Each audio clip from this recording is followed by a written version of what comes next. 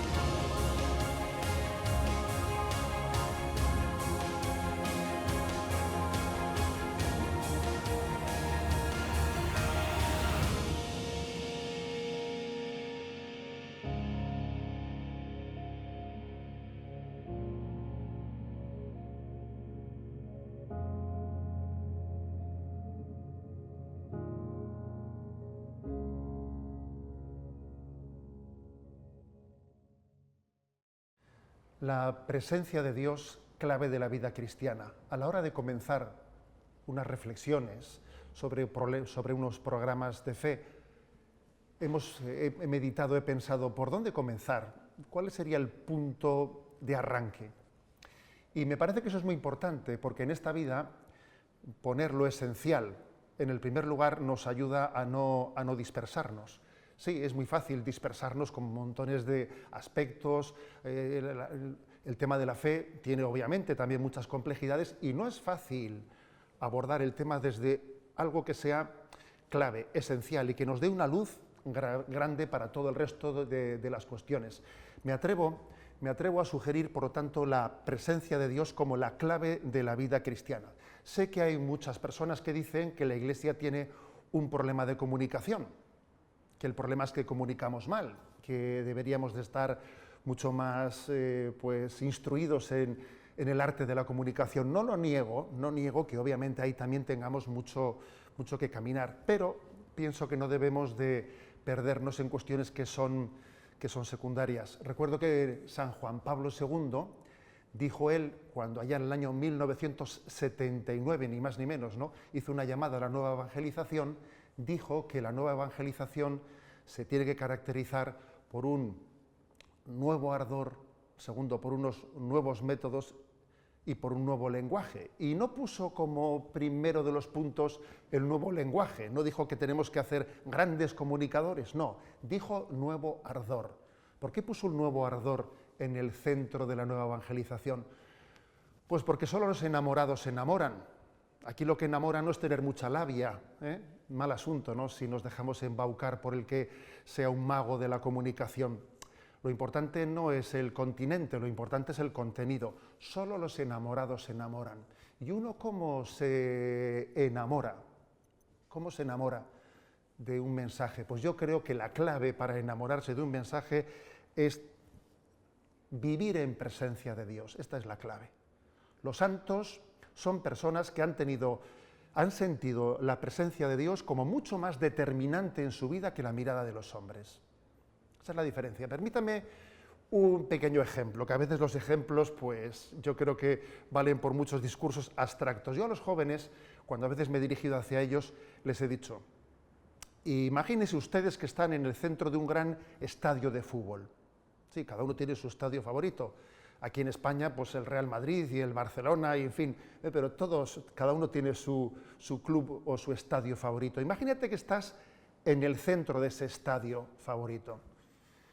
Y a un lado tienes 30.000 personas que te están mirando. Sientes la presión de su mirada.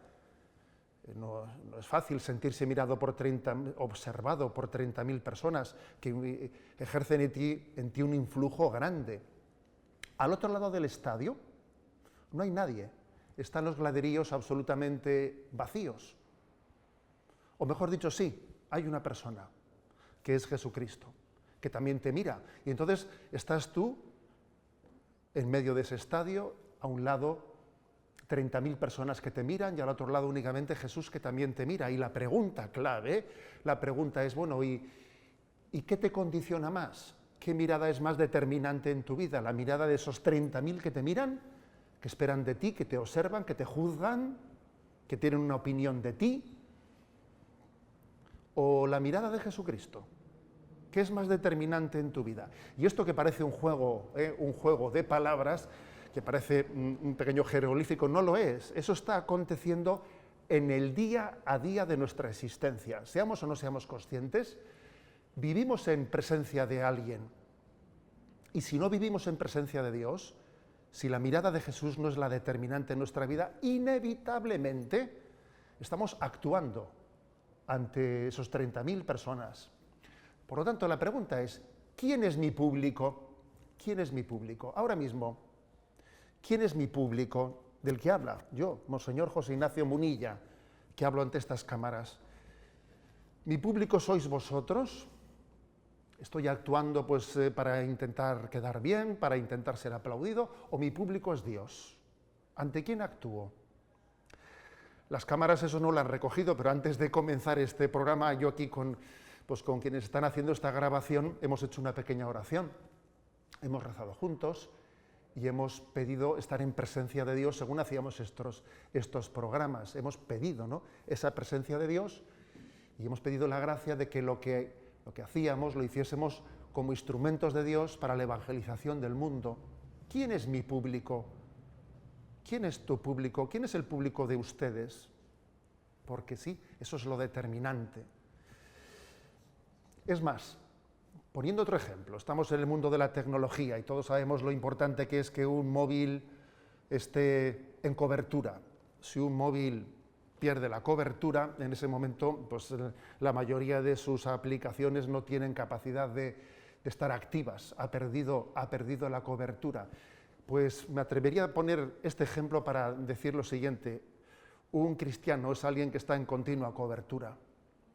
En continua cobertura, está en presencia de Dios. Los males de este mundo, el pecado, se introducen porque perdemos la cobertura.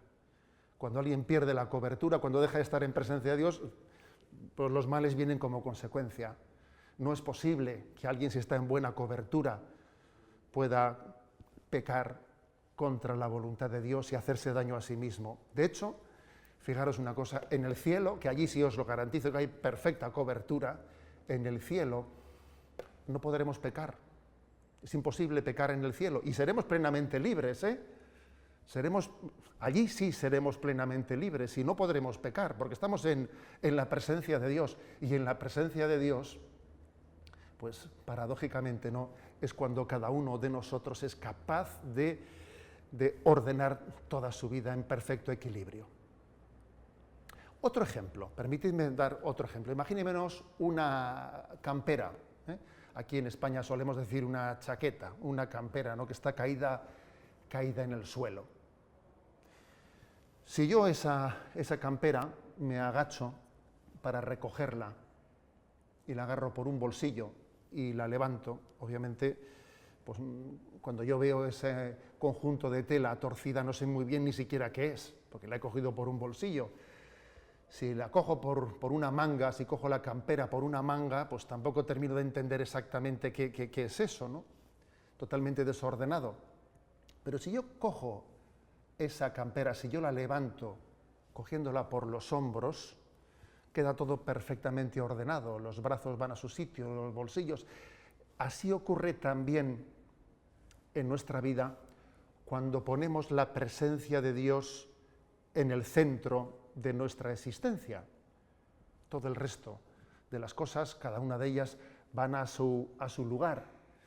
El resto de la existencia pues pasa a ocupar el lugar debido y no ocupar el lugar que no le corresponde. Poner a Dios en el centro Vivir en presencia de Dios es reordenar el resto de nuestra vida. Pero además, como consecuencia, porque cuando Dios está donde debe de estar, es decir, en el centro de nuestra vida, cuando Dios es el centro de nuestra existencia, las demás cosas pues pasan a ocupar y pasan a adquirir pues la importancia de vida relativa.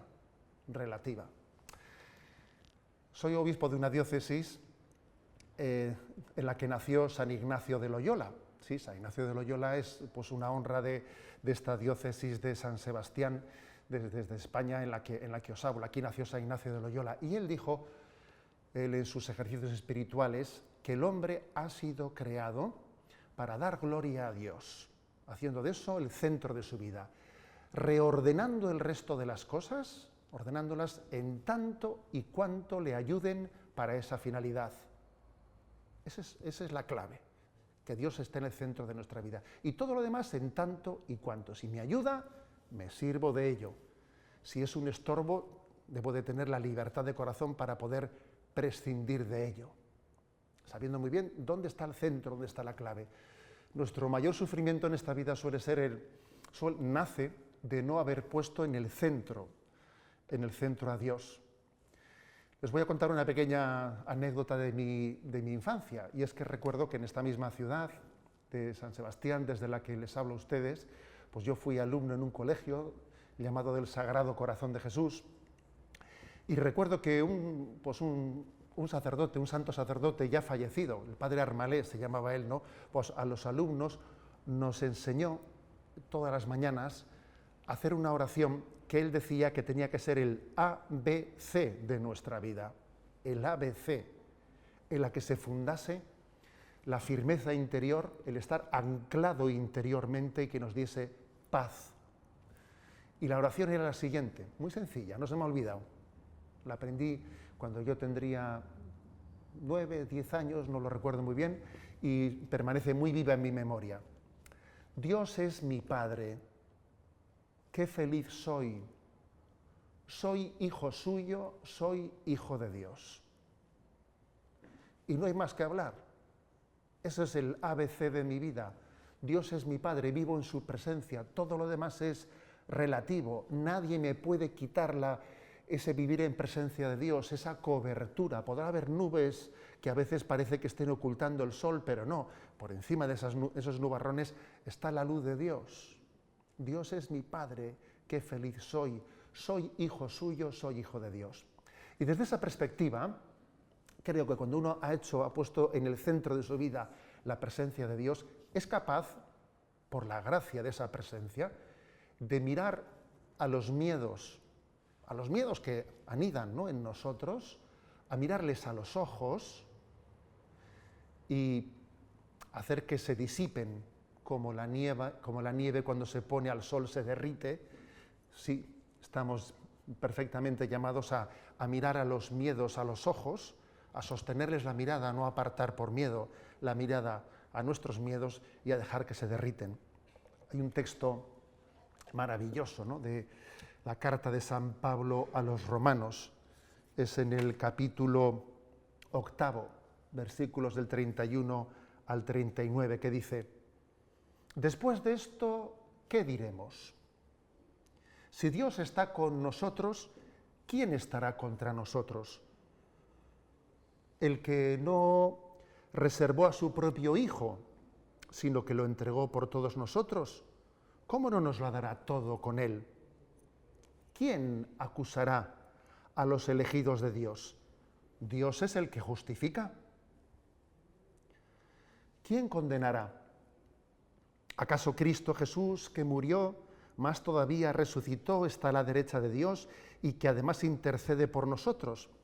¿Quién nos separará del amor de Cristo? Miremos a los miedos a los ojos. La tribulación, la angustia, la persecución, el hambre, la desnudez, el peligro, la espada. Como está escrito, por tu causa nos degüellan cada día, nos tratan como a ovejas de matanza, pero en todo esto vencemos gracias a aquel que nos ha amado, pues estoy convencido de que ni muerte ni vida, ni ángeles ni principados, ni presente ni futuro, ni potencias, ni altura, ni profundidad alguna, podrá separarnos del amor de Dios manifestado en Cristo Jesús, Señor nuestro. Pues sí, esta es la conclusión. Cuando vivimos en esa cobertura, en esa presencia de Dios, podemos tener la gracia de mirar esos miedos y sabernos firmemente fundados en Jesucristo y ser capaz de sentirnos victoriosos frente a ellos, como cuando Pedro caminaba sobre las aguas. Recordamos todos ese pasaje evangélico, ¿sí? Pedro, cuando Jesús le llamó y le dijo: Pedro, ven, sal de la barca, camina hacia mí. Pedro tuvo la gracia de andar por encima de las aguas, caminó sobre las aguas. Y así pudo hacerlo mientras que mantuvo la mirada fija en los ojos de Jesús. Cuando apartó la mirada de los ojos de Jesús, cuando empezó a mirarse a sí mismo, cuando dijo: esto no me puede estar ocurriendo a mí, si estoy, me tendría que estar hundiendo. Entonces es cuando empezó a hundirse, porque había apartado su mirada de los ojos de Jesús, porque había dejado de estar en cobertura, había perdido la presencia de Dios. Dios es mi Padre, qué feliz soy hijo suyo, soy hijo de Dios. Por lo tanto, creo que una conclusión clave de esta primera reflexión es que la presencia de Dios es una clave determinante de la vida cristiana. ¿Cómo vivir en presencia de Dios? Pues obviamente creo que hay momentos explícitos en los que nos ponemos en oración, caemos en cuenta de que vamos a hablar con Dios. Es bueno siempre, cuando antes de comenzar la oración, hacer un ejercicio de, antes de empezar a hablar y decir cosas, hacer un acto de presencia de Dios. Estoy en su presencia, estoy bajo su mirada, y luego ya uno comienza a dar gracias, a pedir. Pero es muy importante que al inicio de nuestra oración dediquemos un tiempo debido para ponernos en presencia de Dios. Ahora bien, tengamos en cuenta que el estar en presencia de Dios no es un momento determinado de la vida en el que después abandonamos y pasamos a una vida ya sin esa presencia de Dios. Eso sería un error. Los momentos más explícitos de oración nos tienen que llevar a después vivir el resto de nuestra jornada en una presencia de Dios continuada. Ayuda mucho para ello, también es un consejo que les doy a todos ustedes, hacer un ofrecimiento de obras al inicio de la jornada. Seguro que muchos de ustedes pues, han sido también educados en ese ofrecimiento de obras al comenzar la jornada. ¿Sí? Es una forma de decir: todo lo que hoy hago, mis pensamientos, mis deseos, todos ellos los hago en su presencia. Y también otra digamos, ayuda, otro recurso, si me permiten la expresión, otro recurso para ayudarnos a vivir en presencia de Dios. Cuando nos santiguamos, que hay muchas personas que hemos sido educados, ¿no?, en esa costumbre de comenzar el día y terminar el día santiguándonos, es bueno que pensemos lo siguiente. Cuando nos santiguamos, el primero de los gestos lo llevamos a la mente, el segundo de los gestos lo llevamos al corazón y el tercero lo llevamos a los hombros. Con ello, estamos subrayando que pedimos vivir en la presencia de Dios en nuestros pensamientos, que pensemos conforme al pensar de Dios. Pedro, tú piensas como los hombres, no piensas como Dios, le reprendió Jesús al primero de los apóstoles, a Pedro. Y después de haber llevado la mano a la mente, la hemos llevado al corazón, porque queremos no solo pensar, razonar, queremos sentir. Queremos llegar a tener los mismos sentimientos del corazón de Cristo. Llorar por lo que Jesús llora. Reír por lo que Jesús también ríe. Tener los sentimientos de Jesús. Queremos ver la vida desde la luz de Dios, pero también queremos sentir el mundo ¿Quién llora sin que yo no llore con él? ¿Quién ríe sin que yo no ría con él? Pero además también llevamos la mano al santiguarnos a los dos hombros, y con ello estamos subrayando que también todo nuestro hacer, todas nuestras obras deben de estar hechas en presencia de Dios, según conforme al querer de Dios, siendo instrumentos de Dios. Hay una oración en la liturgia que seguro que ustedes recordarán, ¿no? Dice, Señor, que tu gracia inspire, sostenga y acompañe nuestras obras, para que todo lo que hagamos te tenga a ti como su fuente y te tenga a ti como su fin. Es decir, queremos que nuestras acciones, los retos que abordamos en nuestra vida sean una prolongación de la obra de Dios en este mundo. Repito, por lo tanto, ¿cómo vivir en presencia de Dios? Pues la oración será un elemento clave en nuestra vida, pero pidiendo a Dios que la oración no sea un punto y aparte, una desconexión de nuestra vida, sino que sea hacer presente a Dios en nuestra vida habitual, porque fijémonos bien, fíjense ustedes, no existen dos vidas. A veces se dice, ¿no? ¿Qué es la vida espiritual? Hay la vida profana y la vida espiritual. No hay vida profana y vida espiritual. Vida no hay más que una. La vida real, tu vida, mi vida, no hay dos vidas. La vida, la única vida que existe es la tuya, la mía, pero vivida desde los ojos de Dios, a la luz de su mirada, en su presencia. La vida espiritual no es sino la vida cotidiana, pero vivida desde la mirada de Dios. Por lo tanto, esta es la clave de vivir toda la luz de la fe, a la luz de su mirada. Y esto nos llevará a entender que la vida espiritual, la religiosidad, pues no es, pues digamos, un recurso para huir de la existencia. No, aquí no huimos. Algunos han acusado la religiosidad de eso, es un huir de la realidad. No es huir de la realidad, es vivirla a la luz de su presencia. Saber que Dios está en todo y que Él conduce los designios de nuestra vida, haciéndonos de nosotros lo que decíamos, instrumentos de su evangelización, ¿no? He comenzado diciendo cómo San Juan Pablo II, del cual me siento hijo, pues que voy a decir que mi vida de seminarista comenzó justo cuando él fue elegido papa, y comencé siendo obispo pues justo cuando él fallecía, ¿no? Y la verdad es que toda mi vida de seminarista y de sacerdote la he vivido bajo ese pastor de pastores. Pues sí, pues voy a decir que finalmente creo que hemos conocido que solamente de esta manera se puede evangelizar. ¿Queremos ser evangelizadores? ¿Qué hace falta tener? ¿Muchas técnicas comunicativas? ¿Mucha labia? No. Vivir en presencia de Dios y que su presencia sea determinante.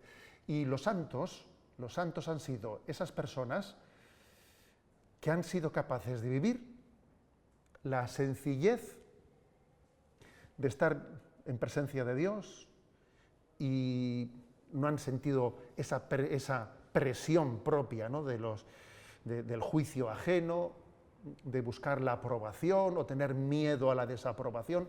Los santos han sido tan inocentes que han vivido en esa presencia de Dios como quien camina en medio de un terreno minado lleno de minas explosivas, pero caminando con una inocencia como si fuese por una alfombra roja que se le pone a una actriz cuando va a entrar al estreno de una película así, porque se saben perfectamente acompañados por la presencia de Dios, porque viven en la inocencia de la presencia de Dios. Un santo es aquel que es capaz de desarrollar su vida en un contexto complicadísimo, como les he dicho, en un terreno minado, pero caminar con la confianza de quien va agarrado de la mano de su madre o de su padre y dice, si estoy aquí con papá, si estoy con mamá, ¿yo a qué tengo que temer? Dios es mi Padre. Qué feliz soy hijo suyo, soy hijo de Dios. Todo lo demás es secundario, todo lo demás verdaderamente podemos decir, todo lo puedo en aquel que me conforta. Queridos televidentes, me deseo a mí mismo, porque aquí creo que tenemos que hablar en primera persona del plural, porque los consejos que les doy a ustedes son los que yo mismo necesito. No estoy yo por encima del mensaje que predico. Soy el primer discípulo de ese mismo mensaje. Creo que debemos de desearnos mutuamente el cultivar la presencia de Dios y ayudarnos a ello. Y cuando uno se acerca a un santo, se da cuenta de que esa persona está en presencia de Dios. Les voy a contar también una pequeña confidencia, ahora que no nos oye nadie. Algunas veces cuando voy a la capilla de la adoración perpetua y veo a algunas personas orando y les veo profundamente introducidas en la oración y te emociona verles, ¿no?, cómo están en presencia de Dios, a veces le digo al Señor: Señor, enséñame a estar en tu presencia como esta persona también se ha puesto en tu presencia, que nada nos disipe ni nos aparte de esa presencia de Dios. Que Dios les bendiga y les dé la gracia de vivir a la luz de su mirada en la presencia de Dios.